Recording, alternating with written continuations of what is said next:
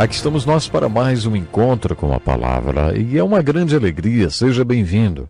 Esse programa é dedicado a ajudar o povo de Deus a entrar na palavra de Deus e fazer com que ela entre no povo de Deus. Nosso estudo já nos trouxe ao Novo Testamento, as cartas do apóstolo Paulo. Pegue sua Bíblia e abra na carta aos Filipenses. Hoje vamos continuar o estudo desta maravilhosa carta de Paulo para a sua igreja preferida e abordaremos o capítulo 4. Esta carta não é de instrução, e sim de agradecimento, e que nos mostra com clareza o que significa viver em Cristo. Isaías apresentou duas condições para se ter a paz de Deus. Se você tiver um propósito firme, se sua mente estiver fixada em Deus e se você confiar nele, então Deus o manterá num estado de paz. Mas você tem de preencher esses requisitos, senão Deus não poderá mantê-lo num estado de paz. Devemos fazer algumas distinções quando lemos sobre paz no contexto das Escrituras. Primeiro, as Escrituras não falam sobre a paz do mundo. Ouvimos muito sobre a paz do mundo. Vocês devem estar lembrados, quando estudamos os Evangelhos, que Jesus Cristo nunca prometeu a paz do mundo. Na verdade, ele prometeu exatamente o oposto. No Evangelho de Mateus, Jesus afirmou: "Não vim trazer paz, mas espada." Jesus declarou que causaria as maiores divisões que o mundo já viu. "Eu vim para fazer que o homem fique contra seu pai, a filha contra sua mãe, a nora contra sua sogra. Os inimigos do homem serão os da sua própria família." Sabe, e no decorrer de 20 séculos da história da igreja, isso tem acontecido. Em toda a história da igreja, nenhuma causa provocou mais derramamento de sangue do que o nome de Jesus. É comum encontrarmos a seguinte inscrição em cartões de Natal: "Paz na terra aos homens de boa vontade." Mas o que o versículo de Lucas capítulo 2, versículo 14 diz é: "Paz na terra aos homens, aos quais ele concede o seu favor." A paz que o cartão de Natal promete não é a paz do mundo. Ele promete paz nos corações e nas vidas daqueles de quem Jesus se agrada. São os seguidores de Cristo que mais se relacionam com ele, que têm paz no coração. Na última ceia, quando os apóstolos estavam aterrorizados, porque sabiam que viria grande opressão de Roma, ouviram de Jesus o seguinte: "Deixo-lhes a paz, a minha paz lhes dou. Não a dou como o mundo a dá. Não se perturbe o seu coração, nem tenham medo. Deixo-lhes a paz." Não sabemos como foi a morte de todos os apóstolos. Existem alguns livros que exploraram este assunto e que contam a opinião de seus autores sobre o que aconteceu. Mas, se os apóstolos foram crucificados de cabeça para baixo, como a história diz que aconteceu com Pedro, por exemplo, tenho certeza, eles morreram com paz no coração, porque Jesus lhes prometeu paz, independentemente do que acontecesse. Acredito que Pedro tenha morrido com paz no coração. Não importa como ele tenha sido morto, não. O mesmo vale para todos os apóstolos. Não é sobre a paz do mundo que Paulo está falando no capítulo 4 da carta aos Filipenses. A Bíblia se refere a outro tipo de paz, a paz com Deus.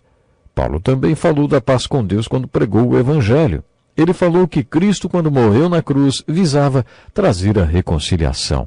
De acordo com Paulo, Deus estava em Cristo quando Cristo morreu na cruz, reconciliando consigo o mundo.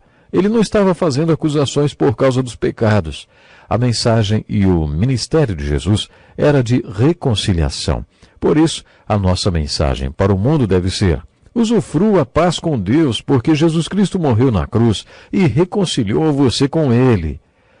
É isto que está escrito em Romanos capítulo 5, versículo 1. "Tendo sido, pois, justificados pela fé, temos paz com Deus." Mas quando Paulo escreveu sobre paz no capítulo 4 de Filipenses, ele não estava pensando na paz com Deus nem fazendo referência à paz do mundo. O que Paulo estava anunciando é a boa nova de que existe paz de Deus. Esta paz de Deus é um estado contínuo de paz na qual Deus nos mantém se satisfazermos estas condições. Paulo, ele nos dá duas condições para termos paz com Deus, como Isaías fez. No capítulo 4 de Filipenses, ele apresenta 12 condições para ter paz com Deus, as quais você conhecerá agora de maneira resumida, é claro. Depois de conhecer quais são estas 12 condições, você poderá entender por que não tem paz com Deus. Para que a promessa de paz de Deus se cumpra, você precisa atender a certas condições. A primeira condição é não se preocupar com nada. Você pode dizer, isso é fácil para você falar, Paulo. Você é do time de elite de Deus. Eu estou aqui no mundo real e tenho com que me preocupar. Meu emprego não é estável, tenho contas para pagar, filhos que não me obedecem, um casamento que não é fácil. Estou cheio de problemas. Você acha que Paulo falou para não se preocupar porque ele não tinha com que se preocupar? Paulo estava na prisão quando ele escreveu esta carta. Se você estudou o livro de Atos comigo, sabe um pouco da experiência de Paulo e que ele era um homem que tinha muito com o que se preocupar. Já comentamos sobre a prisão onde Paulo ficou em Roma. Era feita de uma parede de concreto de 0,5 metro de espessura e de pouco mais de 1,5 metro de altura. Havia 2 buracos na parede de tamanho suficiente para passar as pernas do prisioneiro cerca de 20 centímetros distante do chão, feitos de tal forma que expusessem os pés e tornozelos do prisioneiro. Os tornozelos eram acorrentados ao chão em que os pés tocavam. Também acorrentavam os pulsos em direções opostas. Mantinham o prisioneiro de braços abertos para aplicar nele qualquer castigo que quisessem. Se colocassem tensão nas correntes, o prisioneiro era obrigado a ficar de pé o tempo todo. Se soltassem as correntes, o prisioneiro poderia sentar, mas nunca deitava para dormir. Os carcereiros romanos não soltavam as correntes dos prisioneiros com muita frequência para que eles fizessem suas necessidades. Então dá para imaginar como era a higiene pessoal dos prisioneiros e o mau cheiro das masmorras. Além disso, o esgoto da cidade era feito de tal forma que passava por entre as paredes das masmorras. A forma de aprisionamento pela qual Paulo passou seria considerada uma tortura hoje em dia. Paulo passou seus últimos dias sujeito a esse tipo de tratamento, não porque fosse assassino ou um criminoso perigoso. Não. Ele passou por isso porque pregava o Evangelho de Jesus Cristo. Foi nessas condições que ele ditou suas cartas a Timóteo. Como já destaquei, a preocupação é contraproducente. Na verdade, é destrutiva. Por isso, Paulo apresenta a segunda condição.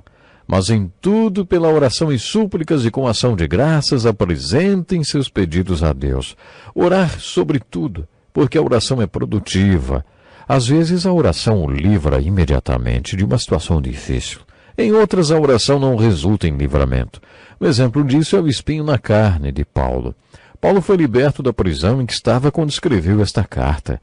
Ele tinha pedido aos filipenses que orassem por ele porque tinha fé que seria liberto. E foi mesmo. As orações de Paulo e dos filipenses o libertaram da prisão.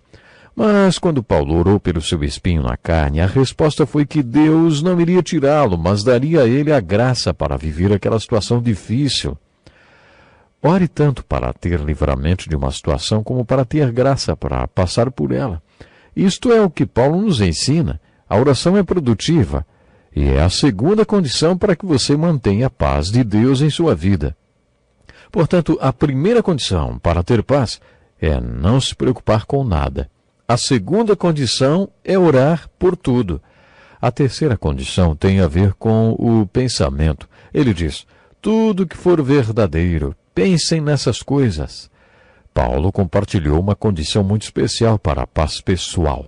Você deve determinar como vai pensar. Seus pensamentos são como ovelhas e você como o pastor desses pensamentos. Não seja controlado pelos seus pensamentos. Controle-os. Você é o pastor dessas ovelhinhas, que são os seus pensamentos. Interessante isso, não é? Você é quem decide sobre o que vai pensar. Sinceramente, acho que quando Paulo falou sobre essas condições para ter paz, estava dando a sua própria receita de sanidade. Se você estivesse acorrentado numa prisão romana, numa masmorra como aquela, o que você faria para se manter são? Paulo teve a paz de Deus porque satisfez essas condições. A tentação numa hora destas seria pensar em coisas que não são verdadeiras, Como já destaquei, Paulo não estava na prisão porque era um criminoso. Ele estava na prisão com a escória do mundo. Ele era acusado de ser escória do mundo e nada disso era verdadeiro.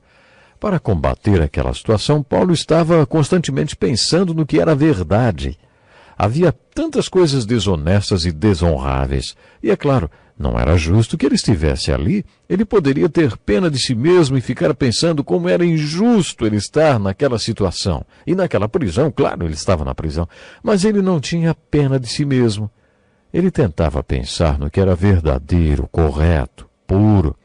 Os outros prisioneiros e os soldados romanos não tinham pensamentos puros, nem ficavam falando coisas agradáveis perto dele.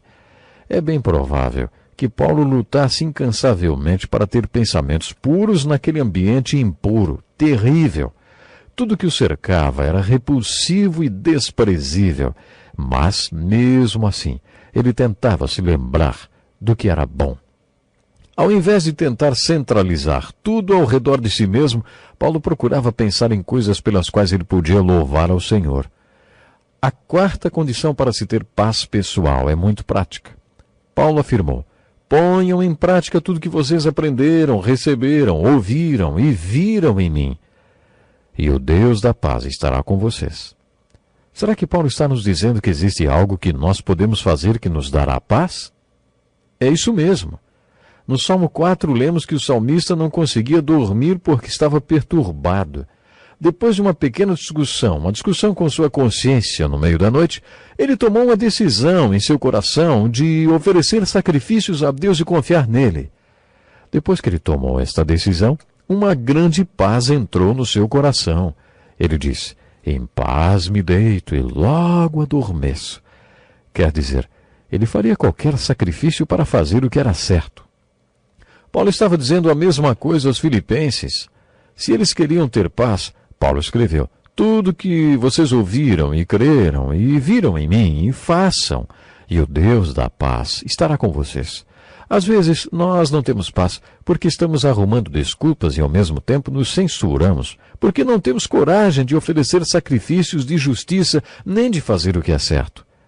A próxima condição que Paulo apresenta para ter paz pessoal é ser agradecido. Ser grato é uma ótima terapia.